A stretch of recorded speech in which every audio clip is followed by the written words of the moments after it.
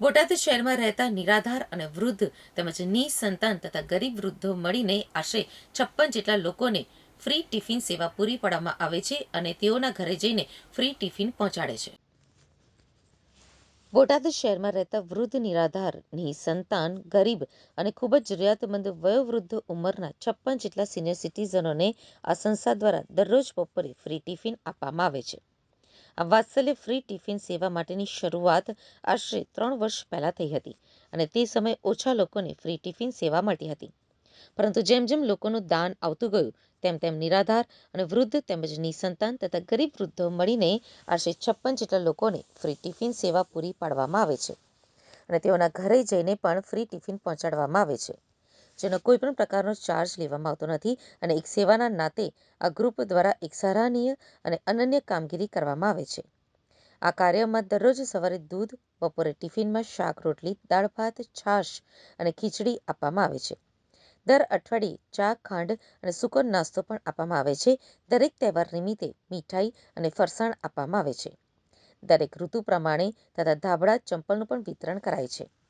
આ કાર્ય માટેના નાણાં બોટાદ જિલ્લાના વેપારીઓ, પોલીસ પરિવાર, સરકારી કર્મચારીઓ, નામી અને અનામી લોકો તરફથી માસિક દાતાના દાનથી થાય છે. હાજી સાહેબ, શરૂઆત તો મેં અમારે રાજુભાઈ જે સાહેબ છે એમના તરફથી એકવાર મુલાકાત થઈ ત્યારે જાણવા મળ્યું. પછી હું પોતે રૂબરૂ જે વડીલોને ટિફિન અહીંથી પૂરું પાડવામાં આવે છે અને વ્યક્તિગત એમના ઘરે જઈને એમની પરિસ્થિતિ જોઈ તો મને એમ લાગ્યું કે આપણે કર્મચારી છીએ પણ આપણે પણ એક સમાજનો એક ભાગ છીએ અને આપણી પણ ફરજમાં આવે કે આ વડીલો છે અને આને જે કાંઈ જરૂરિયાત હોય આપણી પગારની આવક છે એમાંથી અમુક ભાગ આપણે પણ આપી શકીએ છીએ. તો મેં મારા સ્ટાફમાં પણ મિત્રોને વાત કરી. એમાંથી એક વ્યક્તિ તો પોતે હજ પડીને આવેલા છે અને એ પણ દર મહિને પોતાના પૈસામાંથી અમુક ભાગ આપે છે આ ટિફિન સેવા માટે. કેટલા કર્મચારીઓ આમાં અનુદાન કરતા હશે?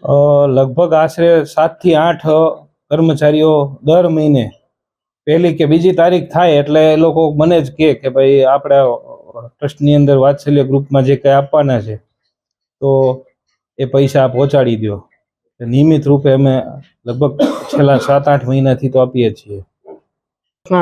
ઇસ્માઇલ ખોજા જ્ઞાતિ અમે આવો સરસ મજાનો વાત્સલ્ય ગ્રુપ ચલાવીએ છીએ. જે 60 વર્ષના ઉપરના મેમ્બરો હોય, વડીલો હોય, એને અમે દરરોજ ટિફિન પહોંચાડીએ છીએ. અમારા સાથે ગોપાલભાઈ છે, પછી ભાઈ હેમલભાઈ છે, ભરતભાઈ છે, બધા મિત્ર સર્કલ અને પોલીસ સ્ટાફ અમારી સાથે રહીને અને બધાનો સાથ સહકાર મળે છે. જેવો કે વેપારી વર્ગ અથવા નાના મોટા દાતાશ્રીઓનો બધાનો અમને સાથ સહકાર મળે છે અને બધાના ઘર સુધી અમે બધાને ટિફિન પહોંચાડીએ છીએ, જેને આગળ પાછળ કોઈ ન હોય એને. અને શરૂઆત અમે ક્યાંથી કરી હતી કે એક માળી જે 80 વર્ષ આજુબાજુના હશે, જે પાણીને રોટલી ખાતા હતા, એનું જોઈને આમાં ગોપાલભાઈ છે એમના મધર, એ મેં જોયું, એ મેં અમને આપ્યું અને એના જોઈને અમે પછી આ બધું ચાલુ કર્યું છે. આવી રીતના બધાને અમે અત્યારે 56 ટિફિન અમારે ચાલે છે દરરોજના. આપને આવો વિચાર ક્યાંથી શું કહેશો? એ બેન પાણીને રોટલી ખાતા હતા, એનું જોઈને અમને એવું થયું કે આ તો આવા તો કેટલાય બધા છે જેને મળતું નથી જમવાનું. એટલે એનું જોઈને પછી અમે અવરે બધાને ગોતવાનું ચાલુ કર્યું કે કોઈ કેવા વડીલો છે. બધાને જાહેરાત કરી, એકબીજા કહે કે ભાઈ અમારી પાસે છે માળી, એની મુલાકાત લીધી. અમને અનુકૂળ પડ્યું કે આને આગળ પાસે રિયલમાં કોઈ નથી, એને અમે જઈને ચાલુ કરી દીધું ટિફિન. ભોજન સાથે કેવા પ્રકારની કહેવાયને સેવા આપવામાં આવે છે? ભોજન સાથે શાક, રોટલી, દાળ ભાત અથવા બધી નવી વસ્તુઓ જે દાતાશ્રીઓ આપણને આપે છે, જે કંબલ છે, તાબરા છે, કોઈ મહિને ચાખાન આપે છે અને એક દાતાશ્રીઓ તરફથી છાશ આપે છે.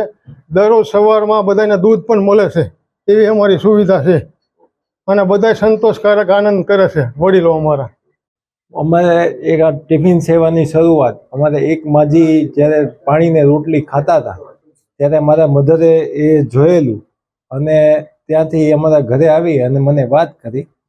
ત્યાંથી વિચાર આવ્યો કે આવું એ માજીને ટિફિન ઘરે એને રોજ પહોંચી જાય અને રોજ એને જમવાનું મળી જાય. બીજે દિવસથી અમે એને ટિફિન પહોંચાડવાનું શરૂ કર્યું. 2 દિવસ એ માજીએ ટિફિન ખાધું અને પછી અમે એકવાર બેઠા હતા, વિચાર આવ્યો આવો તો ઘણા માજી હશે જેને ઘર સુધી જમવામાં તકલીફ થતી હોય અથવા તો અશક્ત હોય, રસોઈ ન બનાવી શકતા હોય, પૈસા ન હોય, એવાને અમે પછી નક્કી કર્યું કે બધાને ઘર સુધી ટિફિન પહોંચાડવા, નિઃશુલ્ક સેવા એકદમ ઘર સુધી. પછી આવી રીતે ગોતતા ગોતતા ચાલુ થયું. અમારા રાજુભાઈના છોકરાનું વેરિફિકેશન માટે લંડન જવાનું હતું, તેમના વેરિફિકેશન માટે પોલીસ સ્ટેશન ગયા. ત્યાંથી પછી વાત કરી, ત્યાં એમને જોયું તો ત્યાંથી પોલીસ સ્ટેશનમાંથી પણ સાથ સહકાર સારો મળ્યો અને દરેક કાર્યમાં અમારી સાથે છે. અમે રોજ સવારે ટિફિન સેવામાં દૂધ, નાસ્તો, બપોરે દાળ ભાત શાક રોટલી અને સાંજ માટે ખીચડી આપીએ છીએ. અથવા દરેક તહેવાર નિમિત્તે દરેક તહેવારનું જે એનું હોય એ અમે આપીએ છીએ. દિવાળી હોય તો ફરસાણ આપીએ છીએ, મીઠાઈ આપીએ છીએ, સાડી આપીએ છીએ. પછી શિયાળો હોય તો પછી એમાં ટાઈટ ન હોય એ માટે સ્વેટર હોય અથવા તો એની માટે કંબલ હોય છે. અને પછી શું કહેવાય, ઉનાળામાં બધાને ચપ્પલ અથવા એવું બધું હોય છે. અને જેને જે જરૂરિયાત હોય એ મુજબ એમની જાણીએ અને એની જરૂરિયાત પૂરી કરીએ છીએ. હાલ અત્યારે કેટલા લોકો આનો લાભ લઈ રહ્યા છે? હાલ અત્યારે અમારે 56 ટિફિન જાય છે. શું શું આયોજન થાય છે તમારું? અમારે સમયાંતરે 6-12 મહિને એક ટૂર ગોઠવીએ છીએ. દાતાશ્રીઓના સહયોગથી અમે બધા સભ્યો ભેગા થઈ અને દરેકને અમે જેટલા ટિફિન જાય છે એ લોકોને લઈ જઈ બસ બાંધી અને વચ્ચે અમે સાળંગપુર, કુંડળ અને કષ્ટબંધન રિસોર્ટ ત્યાં લઈ ગયા હતા. બધાને બહુ જ આનંદ આવ્યો અને બધા બહુ જ મજા આવી ગઈ. આવા વૃદ્ધ લોકો હોય એની માટે સારવાર વિશે શું કહેશો? એની સારવાર માટે પણ અમે એમને લઈ જઈએ છીએ અને એમને સારવાર કરાવીએ છીએ.